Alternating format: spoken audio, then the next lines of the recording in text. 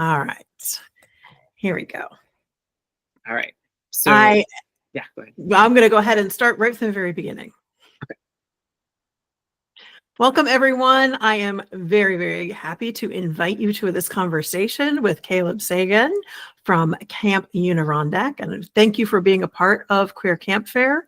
And I can't wait to hear about your camp programs. Absolutely. So Camp Unirondack, we've been around for a long time. We were actually established in 1951, but we've really changed and evolved over the years. So we are a radically inclusive summer camp for all ages. Our primary program throughout the summer is for youth, but we offer programs for adults and intergenerational programs as well throughout the spring and fall. So we are a camp that has a focus on social justice, youth empowerment, and community building. So essentially what I mean by that is that we recognize that youth typically have a deficit of autonomy in their lives. We try to create a safe container for them to do a lot of self-exploration without putting a lot of expectations on them. So they choose all of their own programs and activities. We don't make any of those choices for them. We give them a voice in everything that we do. We use the democratic process to make a lot of our decisions, and we try to empower our youth as much as possible as decision makers and community members, recognizing that community doesn't just happen. It's a skill set. It actually takes a lot of work.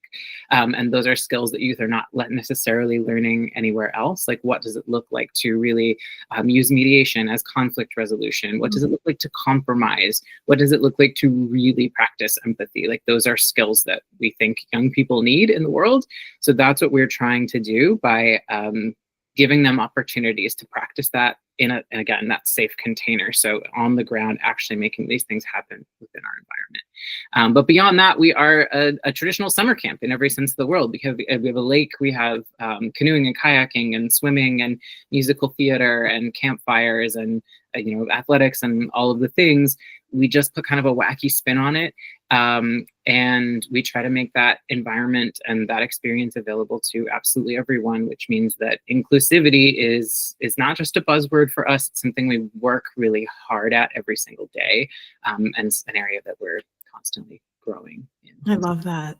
The framework that I always work in with all of my work is CARE, which is compassion, awareness, respect, and empathy. So when you said, empathy is something that kids need and they need to learn it and practice it, just, sort of set the lights off for me. Can you give me an example or give us an example of a kid that's been really impacted by your program, maybe in a situation that Oh gosh, I mean, it's hard for me to give you a specific example because it's such a common occurrence. I mean, we hear over and over and over again every single summer from youth that this is their favorite place on earth, that this is what they count down to every moment of the year to come back to, that maybe it was the first place they came where they really felt seen or felt like they belonged.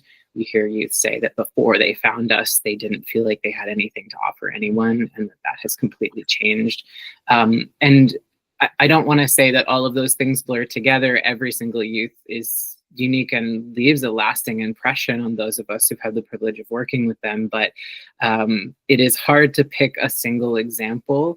I can say that I have seen youth come to us really just starting the process, or maybe even not aware of who they are, and go through a complicated gender sexuality journey and learn what it feels like to do that in a container of affirmation and celebration, which is very different from what they're experiencing out in the world. And that can be a very fortifying experience for them. But we've also, we're not an exclusively queer camp. We're a very culturally queer camp, and I can talk more about that in a moment. But one of the things that I love about us is that because we are a queer focused camp, but not an exclusively queer camp, we have a lot of non-LGBTQ youth come to us who are, young preteens throwing homophobic spaghetti at the wall to see what sticks, because that's what gets them social points where they're from. And they learn very quickly that doesn't work in our environment. But more than that, they learn what it feels like to be in a space where they're not the center of the universe, which is so good for their psychosocial development. So good. And we see at the end of that is they come back year after year, and by the time they're teenagers, they're showing up to our queer youth advocacy retreat to learn hard skills to bring back to their schools to make their schools safer for their queer and trans friends. It's coming from a genuine place of not like, I want to be an ally because it's the right thing to do. It's their friends, it's their community, and also they have gotten to experience firsthand just the joy of being in queer community, the weirdness and the creativity of it. And so we're building allies in that sense, as well as providing that safe space for youth. So I've seen many, many examples of both of those. And some of those people come back as staff. Some of those people, return to us in different ways as they get older, but we hear that feedback over and over. Oh, I love that so much. I mean, obviously, Queer Camp Fair is a project of queer allyship. And so literally that's, this is what I say all the time is we've got to continue to grow allies one by one by one. And then the ripple effect is exactly what we need. So that is amazing and wonderful. Yeah. Tell me more. I know we talked a little bit before we started recording about the different programs that you have, and you had at least three programs that we want to highlight for you. Well, I mean, I guess it's three categories of programs. I guess I'll start with like our central program, or the bulk of what we do is our summer program. So from the end of June until the end of August, we run week-long youth sessions. They're kind of divided up by age, but there's some overlap. So kids from 8 to 18 can come spend a week at camp. We also have trip camps for those who want to go really explore the Adirondacks. But that's kind of the mainstay of our program.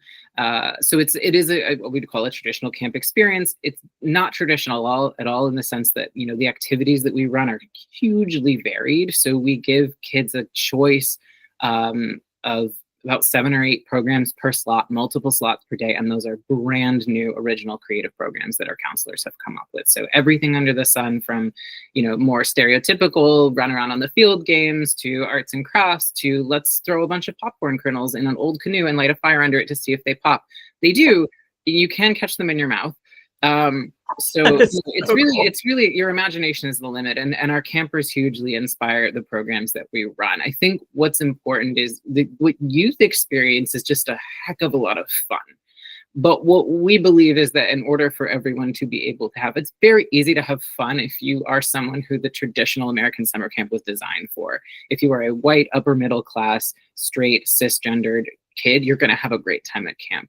But a lot of people have not been able to access that. I was one of those people until I found Unirondack. Summer camp was absolutely not for me because I was weird and I was different. And we love weird and different. We are a camp for weirdos. We are a camp for misfits. They find their fit here. And, we're not allies. We are queer. We are trans. Our entire leadership team is. Most of our staff are. A lot of our kids are. And so when I say we're a culturally queer space, I really mean that. LGBTQ youth don't have to struggle to fit because the whole world revolves around them at Unirondack. They get to feel what it's like to not be an afterthought, to not be an accommodation, but to actually be the point. And like I mentioned earlier, I think that's a very fortifying experience. And I mean that, really sincerely. Like they get to learn that there is no natural order to the world that says that they have to be on the bottom. They get to learn what it feels like to exist in a space where acceptance is a given and they don't have to struggle to find space. And then they get to take that empowerment back with them. And then they don't have to put up with feeling like an afterthought and feeling like an accommodation. And I hope that that is something that they're able to take with them, to understand that another world is possible, and it's something that they deserve, and it's something that everyone ought to fight for. So there's these larger implications of what we do, but at the core of it, I think, we're not just working to create a space that is supportive and accepting. I think that's the bare minimum. We are trying to create a space that is affirming and celebratory, because we can do so much more than just accept. We can really, really show kids what it's like to feel amazing for being who you are. And so I would say that's really the core of our summer program, and why it feels so different from other summer camps. That's If you're a amazing. grown-up and this sounds fun to you and you feel sad that you missed out on it, you don't have to, because we have summer camp for grown-ups. We have trips that happen. We have an actual on-site, like regular kids camp session, but for grown-ups. We have a writers and creatives retreat. We have a number of affinity spaces. There's a whole lot of programming available. And then there's intergenerational programs, which are fantastic. If you've got a kid who's maybe a little reluctant to try it out, come with them, get them used to the space, feel what it's like. And one of the things I hear most about what adults love about our intergenerational programs, our family camps, is they say, you know what, we come and our meals are taken care of and our activities are planned and I get to have fun with my kids, which is something I don't get to do any other time. So we love that. And That's we love amazing. all kinds of families and to come experience that same sense of belonging. Like it's not just for kids. It's for everyone. Grown-ups need to play too. Absolutely. Absolutely. I've seen such incredible silliness from adults who didn't think they had it in them. Once they get into this space and kind of let that guard down, it's really magical. Oh, wow. That's awesome. And you mentioned a specific youth retreat to me earlier. Yes. So in the spring, every year we have our Queer Youth Advocacy Retreat, which is specifically designed for queer and trans youth and allies who want to work to kind of further queer and trans justice in their own communities. So we bring in a whole bunch of expert facilitators who run these really cool interactive workshops that they get to sign up for and participate in throughout the weekend. And they have these really incredible mentors that we really carefully choose. It's actually quite competitive. So we end up with this really great crop of young adults who want to role model for young people who maybe don't have access to a lot of queer adults in their life that they can look up to. It's an incredible community building weekend. There are really fantastic connections built, and it's such a warm and exciting and comfortable space. It's one of my absolute favorite programs that we run. We've been doing it for quite a few years, and I'm really excited that it's still going strong despite, it's on a sliding scale down to zero. So it's largely fundraised. And it is a struggle every year for us to find the funding to make that retreat accessible to every youth who wants to come. But we've managed to pull it off every year, and we're excited to run it again this year. Yeah, I would say this year probably is one of the most important years in your history. Absolutely. And that actually brings me to, one of the questions that was raised was, why did we reach out and want to be a part of this organization and part of the Queer Camp Fair? And I think right now we're in a position where we know we have something really fantastic to offer. Our camp is a really great place to heal for anyone who has been impacted by the current political situation, any youth who has been devastated by what adults in this country are doing, and needs a place to go to restore their hope. That's what we're doing. We're working really, really hard to consciously and intentionally build a program around that idea and provide that space. But we know that there are a lot of youth out there who we're not reaching. And so we're trying to get the word out that we're here and that we have resources to give. We have energy and love to give. And we just need people to know we exist. So I think now this year more than ever, we're really thinking about who needs us and how do we talk to them. Oh, thank you for reaching out. Thank you for being part of Queer Camp Fair. Our entire purpose is to help, it's our little tagline, but it's true, helping to unite queer affirming camps and families, because this is why I started this. I had so many parents being like, so where can I send my kids for summer? I'm like, there's got to be a place to find them all. And there wasn't. So now we're doing it. We're doing the thing. Well, so, I'm very grateful because I think it's a really helpful resource for a lot of families. Oh, thank you. I appreciate that. What else? Last few words. What would you like? Anything else that you want to make sure families know, kids know? I don't know. I mean, I think like for those who are looking for that reassurance, that we're going to take good care of their kids. All I can say is that we're going to take good care of your kids because we were your kids. And it's baked into everything that we do, from our infrastructure to our policies, and we're always growing. So I like to think that we're offering a pretty revolutionary program, and I will say that. And we've been doing it for a long time. I mean, we were the first summer camp in the country to degender our cabins, but no one knows that because no one's heard of us. But those who have, really, really see what we're doing and love us, and we want to spread that. But yes, we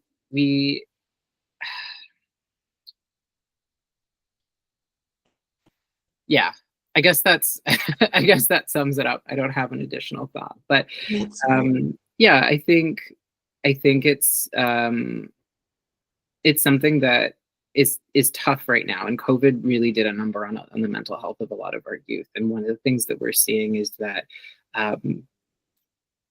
there's a higher aversion to risk. There is a reluctance to try new things. There is what psychologists are calling an intolerance of uncertainty, which I feel right now. I don't really want to dabble in things that feel uncertain because I'm feeling insecure about the state of the world. And our children are hurting. And it's the reason, ironically, that they need summer camp, that they need to go outside, that they need to be off of their phones, that they need to be connecting with people who are different from them, that they need to feel that feeling that you get from being in a community where you feel like everyone has your back.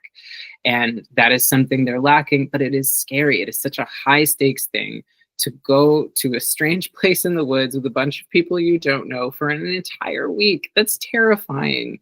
And I think acknowledging that that's terrifying is a really good place to start. And knowing that it's so worth it if you're willing to take that risk. So, yeah, I mean, it's, if you're not ready this year, that's okay, but we will be here. So we hope that if this resonates with you on any level, that you will consider coming to see us, because like I said, I think we have a lot to offer. It really sounds like it. It sounds truly amazing. And I know for a fact, I grew up vacationing in the Adirondacks, and I love. It's where you just go and feel just connected, and just so many great memories of being in that physical space is so healing as well. So it's such an enchanted part of the world. Like, it's really magical, and people who have spent time there, they talk about having that connection, that really incredible, warm, nostalgic connection, and that feeling that's hard to pin down. And I certainly get it. I think it's a huge part of the package that we offer, is being able to access that space, and being able to access that space without having to compromise, without having to be in a social environment that doesn't feel welcoming. So this is about taking that experience and making it available to absolutely everyone. I love that. Well, thank you so much again for all of the work that you're doing. Thank you for creating amazing, wonderful, magical, empowering experiences for kids and for adults. And thank you for being part of Queer Camp Fair. Absolutely. Thank you.